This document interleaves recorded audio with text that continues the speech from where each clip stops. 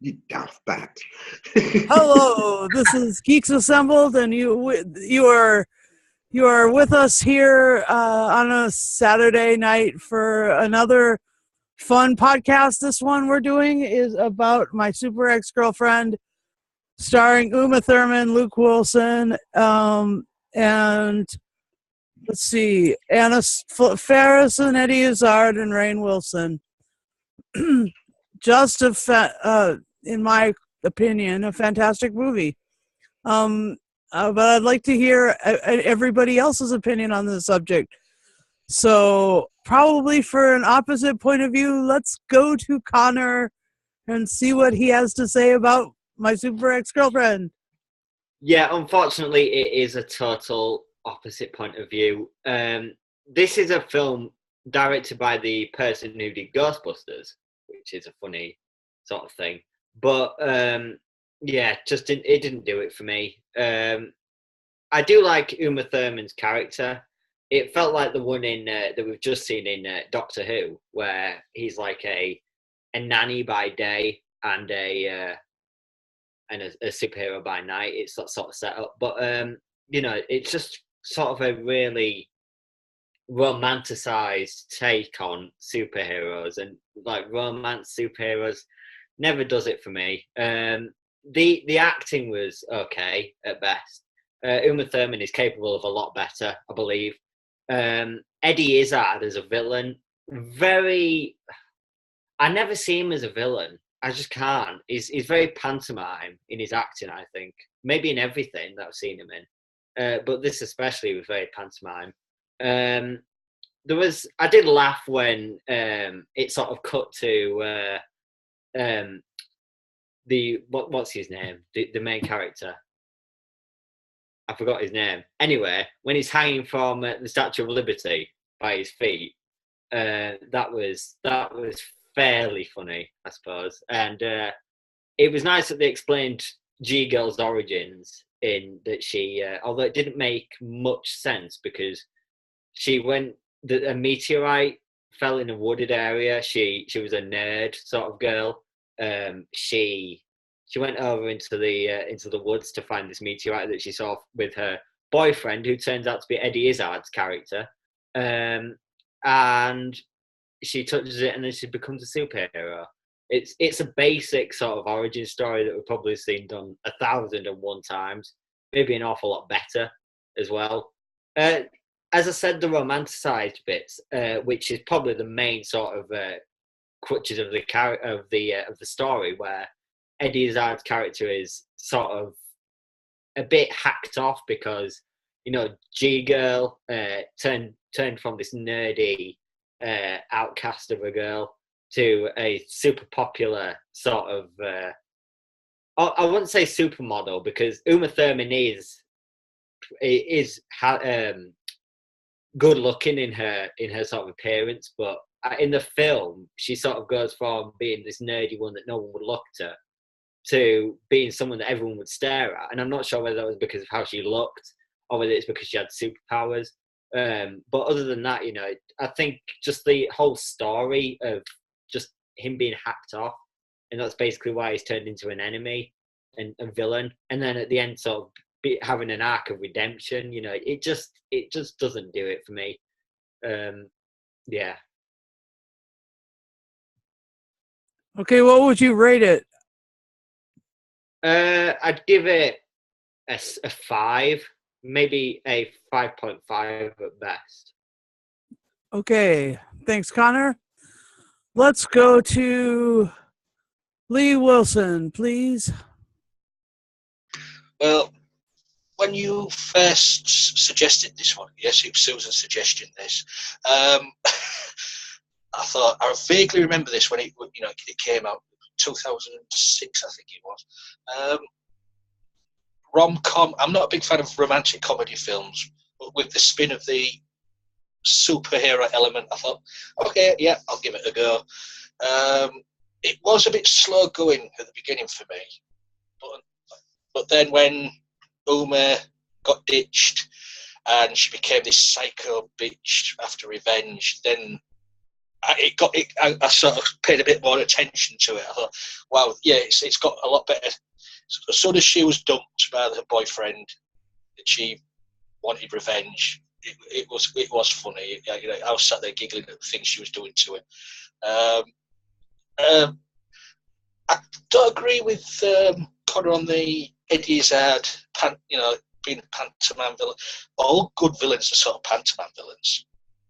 You always got to go over the top, some of these villains. But yeah, I agree with you. Eddie Izzard doesn't look like a villain. You could picture him just being on stage doing his act. But I think this is the second time Eddie Izzard's acted opposite Uma Thurman as well. I'm positive he was in The Avengers. And he played a villain there, and he sort of fought against her in that. Yeah, it was an enjoyable film once she started to lose it and go a bit crazy, especially when he woke up with his new girlfriend and there she is outside the window with a shark, and she just throws a shark at him through his bedroom window, and there it is all over the bedroom. Yeah, it's not a classic comedy. It's watchable. I enjoyed it from when she said she became psycho. So for me, I'm going to give it a 7. There's a far better ones out there, but it's enjoyable. Thanks, Lee. How about Jeffrey?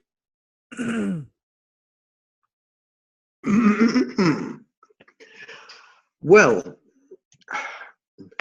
I hadn't seen this before, and I must confess, unlike Connor, I quite enjoyed it. There was a lot of bits in this that made me laugh. It's supposed to be a romantic comedy. The fact that she's a superhero really is basically a little to the side. But yeah, as Lee says, when she goes psycho after he's dumped her, that for me was brilliant. That really was one of my favourite bits of the film. Lee hasn't mentioned it, but she also decided to car nap. She nicked his car and put it in orbit, where it ended up getting a bit of meteor damage. It just amused me, and the shark was just hysterical.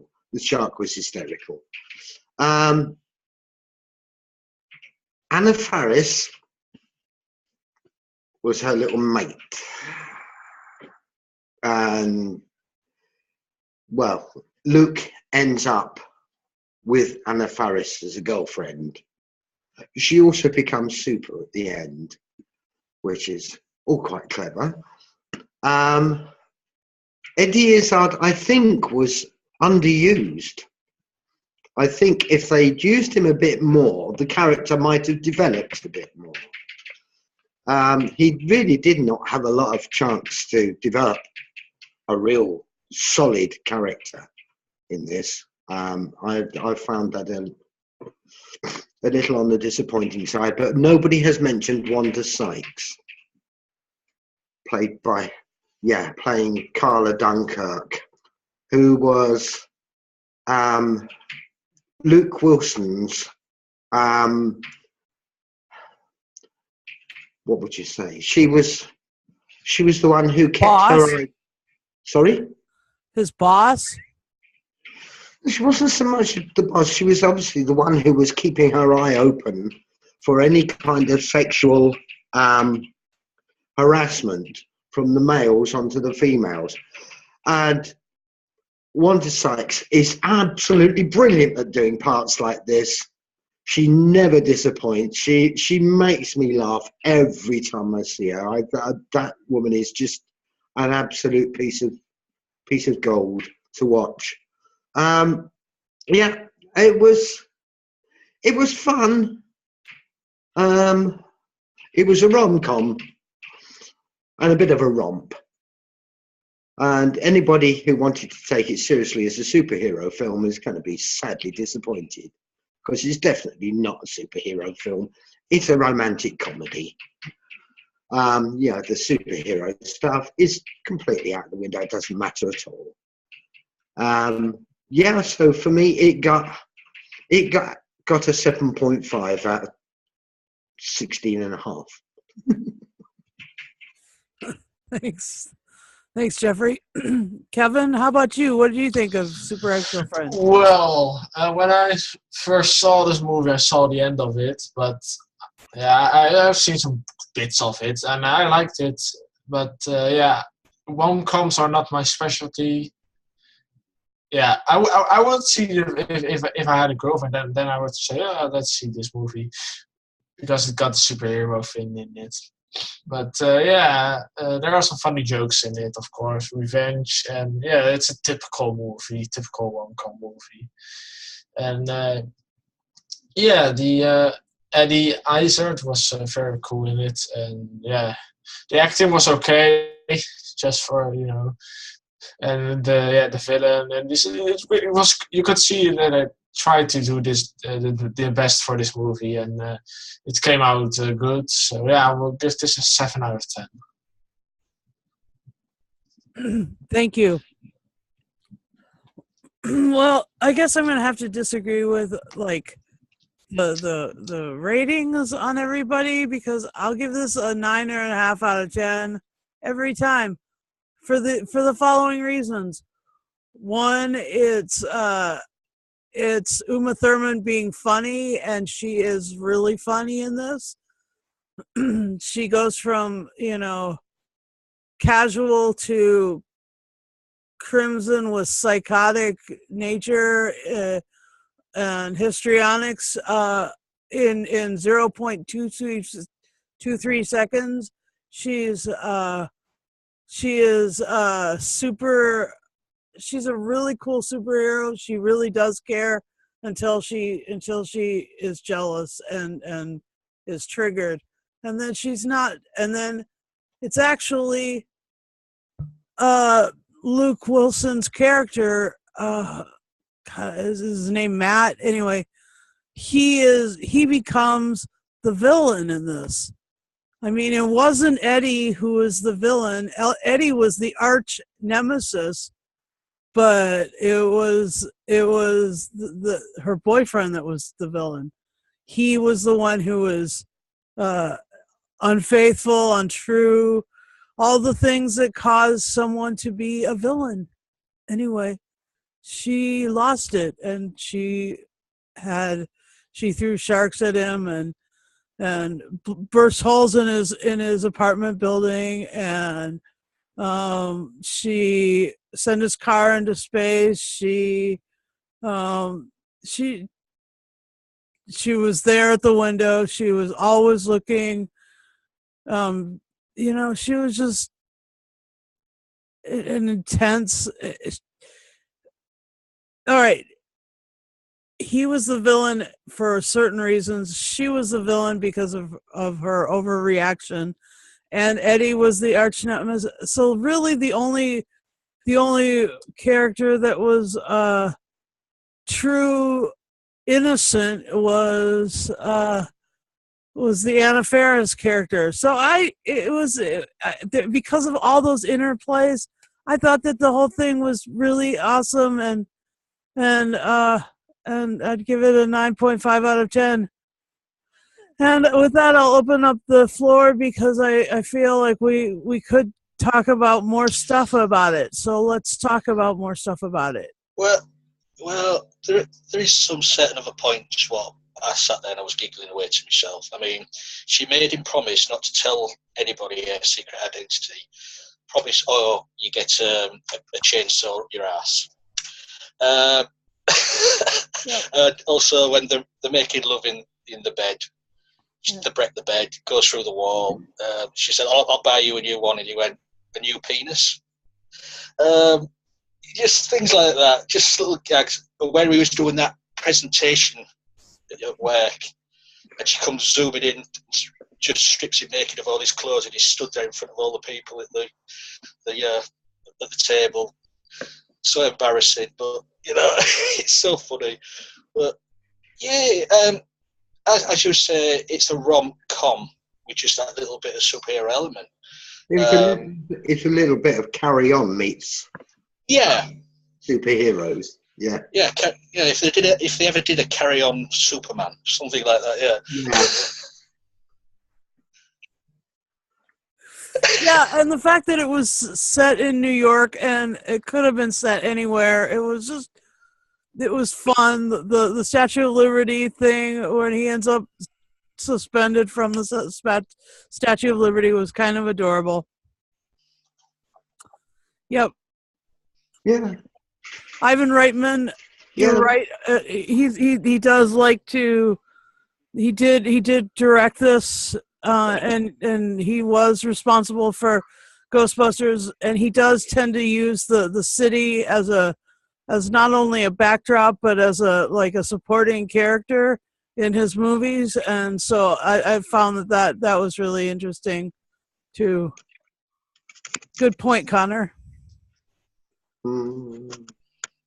Yeah, I wish we'd had more of Wanda Sykes though. I do have to admit, I did like Wanda Sykes because I've seen her in movies, as Beef Dad said, in that sort of role before. And she's always fantastic. She's hilarious. She mostly does animated films, I think. Like she's been in all the Ice Age films. She did Rio recently for I think it was Walt Disney or DreamWorks, and she's usually in those sorts of roles. But when she's in human form, doing these sorts of strict, straight up characters, she's really funny. My issue is that everything about it felt laboured. Like it was almost like it was a film that the studio threw money at because Eddie Izzard and Uma Thurman were attached to it.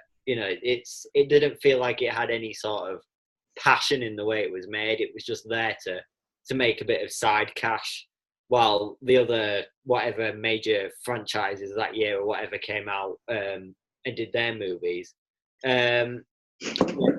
It's not something I'd rewatch, but if people like it, then that's their opinion, I suppose. Well, my opinion is that modern day comedies, for me, are not particularly funny compared to ones that were 15, 20 years ago, or even long that way, because it all comes down to this political correctness. You're not allowed to be funny anymore. And this is where most modern day comedy films fall flat on the face, because there is no comedy. It's one of those things. But this one did have certain things where I was sat giggling away to myself. So that's why it got a bit thumbs up from me. But I just want to know what everybody's take on Luke Wilson's best friend, because he was annoying. Yeah, he was annoying. No one like that would get as much whatever he claimed, because on the subway right at the beginning, he acted like he was the ultimate womanizer, and there's no way someone looking like that would ever be able to seduce a woman. He was very annoying. He felt like something out of 21 Jump Street, where he's like the side character that's the annoying one. Something like that, something in that sort of role. I don't know how to describe it, but yeah, very annoying and definitely a liar if you look deep into his character. Yeah, I mean, do you remember the television news reporter girl? Yeah. Yeah. Played by Catherine Reitman, Ivan Reitman's daughter. Jobs for the family. Yeah, family. Yeah. Although actually she did quite a good job of it. But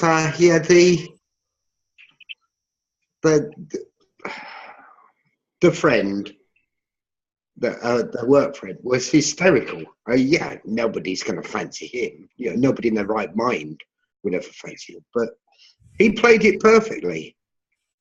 He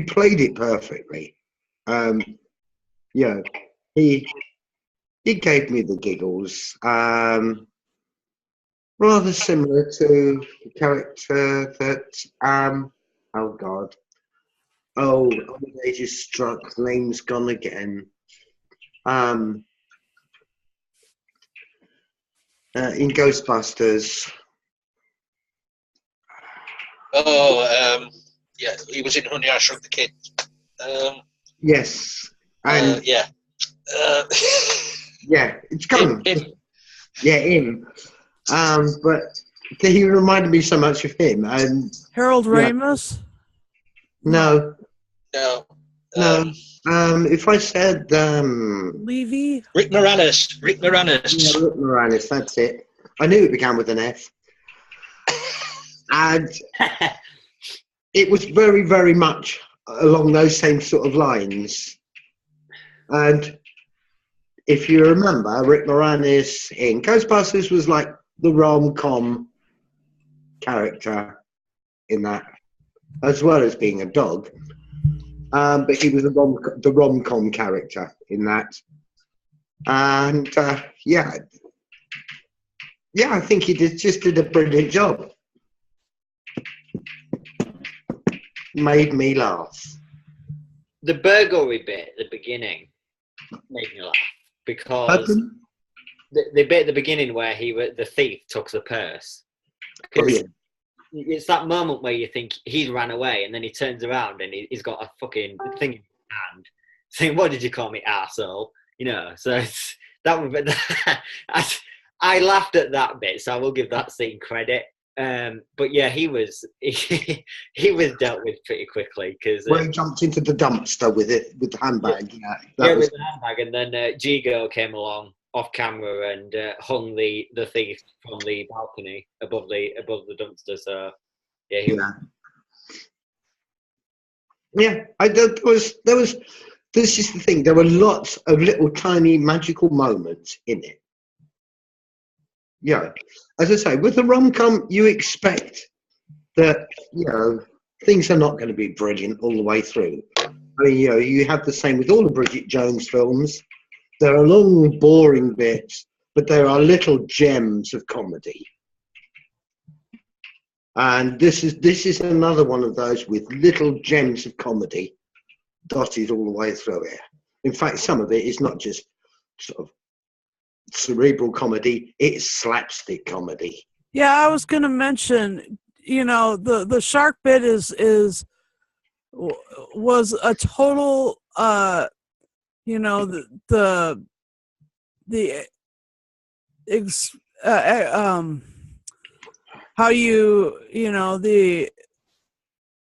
how it gets bigger and bigger,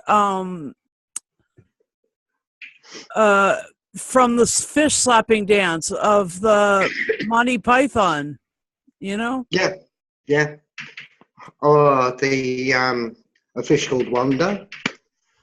And the only mistake, the only thing that they slipped up on, and I don't know if it was because they couldn't get the permission to use the music, was it would have been wonderful to have had the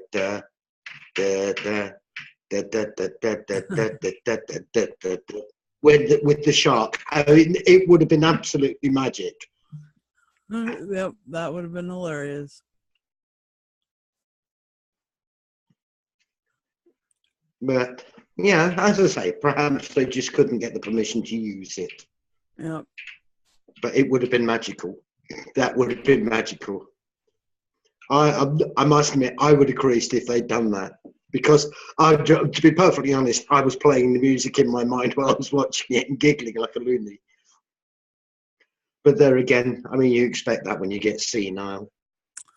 Oh, the word that I was looking for was extrapolation. Speaking of senile, here I am. What a lovely word. Mm. Anyway, any final extrapolation is a word. Well done. Thanks. I was quietly surprised. Yeah, I was surprised by it because I thought I wouldn't like it, but it was a good film. So spend an hour and a half watching. Good choice, Susan. Well done, that woman. Yep. Well, thank you all for being here and discussing it with us and watching this video. Really, just give us a like, subscribe, tell your friends to subscribe, share this widely with your friends, and comment below if you enjoy Uma Thurman movies, if you like Eddie Izzard, if you're a fan of superhero movies, and if this one falls into this category, or if it is, as Lee and Jeffrey and Connor and Kevin have all said, a romantic comedy instead. And please do leave comments about anything other than that. Tell us what you'd like us to do for future podcasts, because we are Geeks Assembled. And thank you for watching.